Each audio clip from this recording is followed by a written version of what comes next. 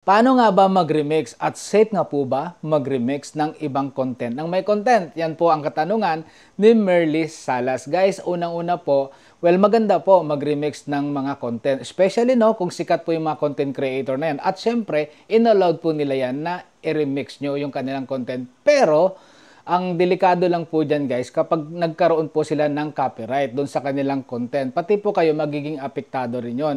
So sayang po kung nag-trending na po yung inyong content. So piliin nyo lang po yung mga content creator na sa tingin nyo po, maingat din po sila pagdating nga po sa mga violation, especially sa mga copyright music. At paano nga po ba ginagawa ito? Pumunta po kayo sa inyong profile, doon po sa na-upload nyo po na videos sa Reels.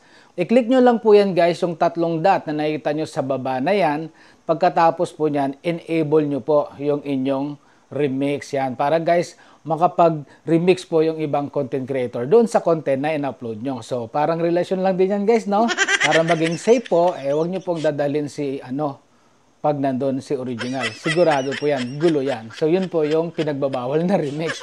So, shoutout po dito sa ating follower na si Tata Guapa. Sigurado napakaganda nito sa personal. So, don't forget guys to share nyo na rin po yung information na to. At syempre, click nyo na rin yung follow para nang nun, talagang makatutok po kayo sa tutorial natin na ginagawa dito araw-araw. Thank you so much. Bye!